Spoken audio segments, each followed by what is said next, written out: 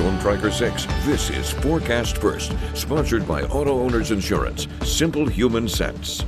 We are still holding on to dry and mostly sunny conditions across mid-Michigan this afternoon. Notice on satellite and radar a little bit of precipitation beginning to develop off to our northwest. We too are going to see the chance for rain increase as we go throughout the next few hours here. Temperature-wise, already incredibly warm, 90 degrees over in Howell, 87 for our current temperature in both Lansing and Mason. We'll make it up to a high in the upper 80s, low 90s across the area yet again. A couple of showers and thunderstorms also possible this afternoon and evening, and even more rainfall possible as we go into our Tuesday. 6 News at Noon starts right now. WMMS is here for you, celebrating 75 years of bringing you the news with 6 News at Noon. Right now at noon, President Trump activates the National Guard to patrol the streets of Washington, D.C. to make them safer.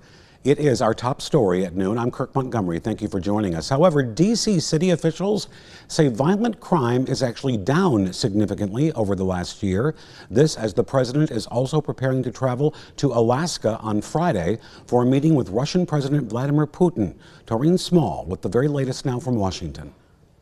Protesters demonstrated near the White House against President Trump's order deploying federal forces to patrol the streets of Washington, D.C. and placing the D.C. Metropolitan Police Department under direct federal control. In addition, deploying the National Guard to help reestablish law, order, and public safety in Washington, D.C., and they're going to be allowed to do their job properly. D.C. officials say they've already taken steps to reduce crime. Police data shows violent crime is down 26% over the last year, and homicides are down 12%. We've done that by working with the community, working with the police, working with our prosecutors, and in fact, working with the federal government. The president is also targeting the homeless in the city. We have slums here. We're getting rid of them. I know it's not politically correct. You'll say, oh, so terrible. No, we're getting rid of the slums where they live.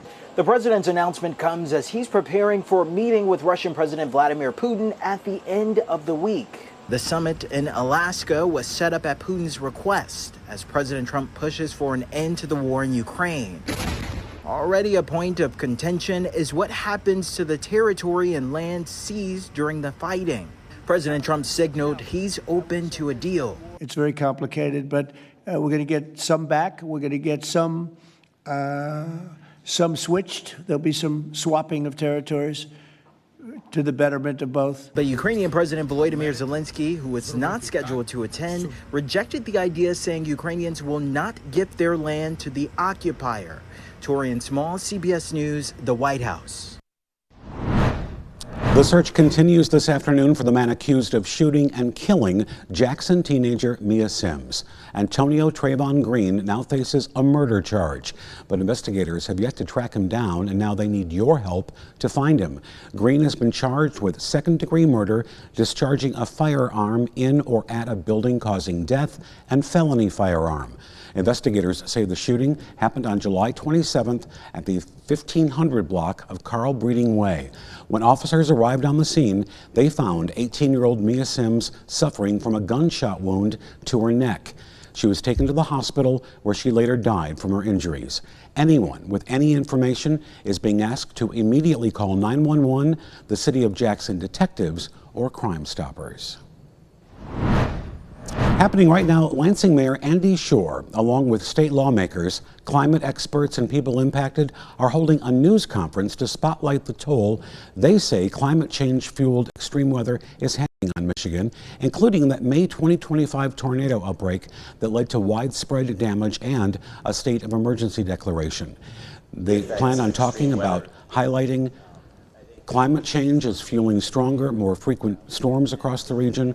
They want to discuss recent rollbacks of clean energy investments. They also plan to speak about the weakening of federal agencies like FEMA and NOAA and how it threatens Michigan's ability to prepare for and recover from future disasters.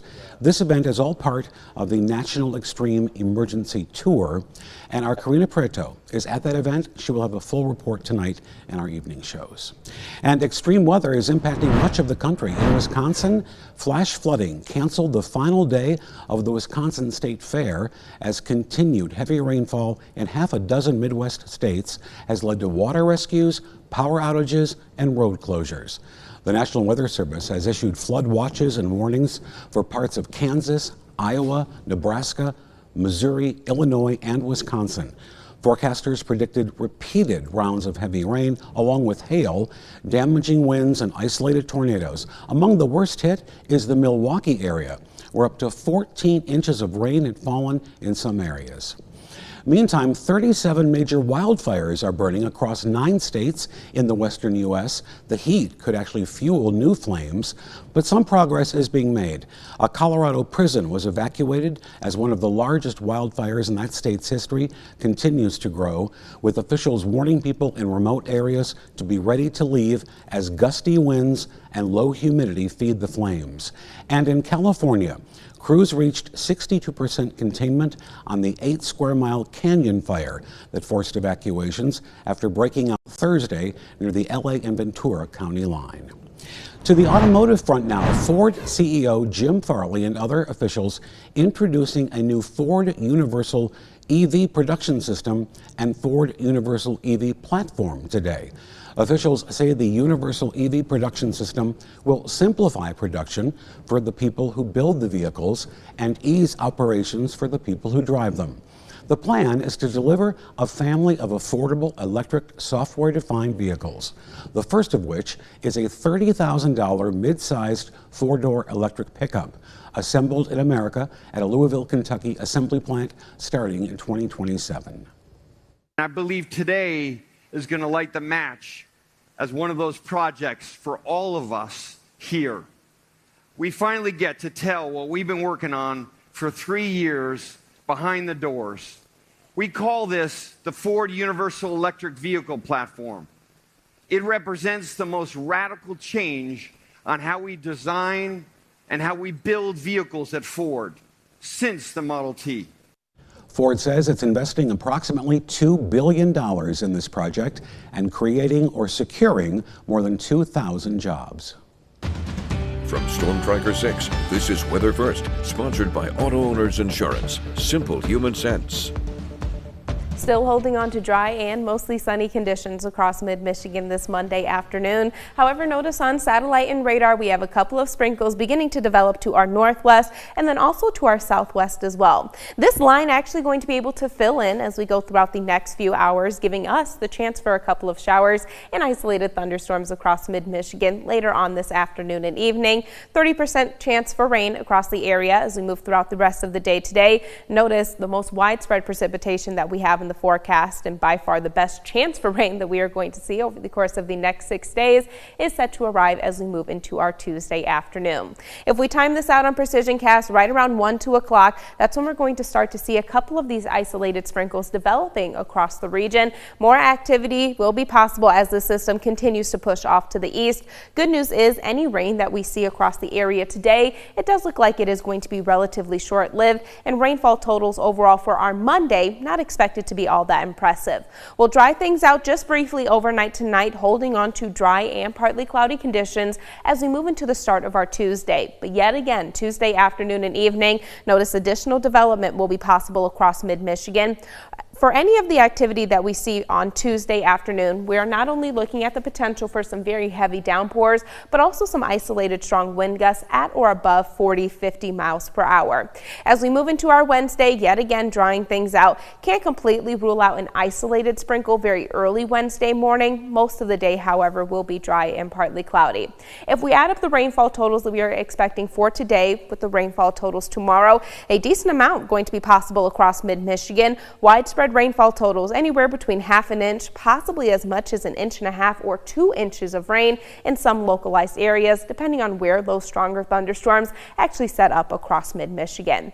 Outside right now, still a lot of sunshine. We'll call this partly cloudy over here in the city of Lansing. Incredibly hot and humid though, already at 87 degrees. Combine that with dew points in the upper 60s. It feels like we're in the low 90s. Thankfully in Lansing at least, there is a really nice breeze out of the southwest, currently at 17 miles per hour. cooler. 85 degrees in Grand Ledge, feeling like 91 outside this afternoon. Our final stop in Hillsdale, 86, feeling like we're at 93 degrees with those dew points in the mid-70s. We'll make it up to a high of 90 across the area today. Again, a couple of isolated showers and thunderstorms will be possible. It is going to feel just a touch warmer until we see that chance for rain. Once those rain showers actually move in, it'll briefly and very briefly cool us down. Similar situation expected as we move into our Tuesday. Notice those highs going to be a little bit cooler as this cold front eventually pushes through. Not only cooler Wednesday and Thursday, but a lot less humid across the area as well. Enjoy that brief break from the humidity while we still can, Kirk, because notice by Friday, we're right back into the upper 80s, low 90s, returning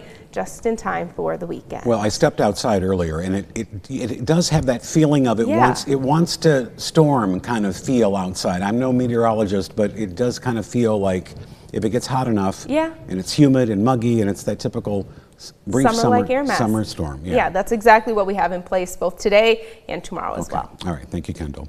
Well, coming up on 6 News at noon. The Israeli military kills a group of journalists in Gaza. The IDF admits targeting one of them. I'm Deborah Patter.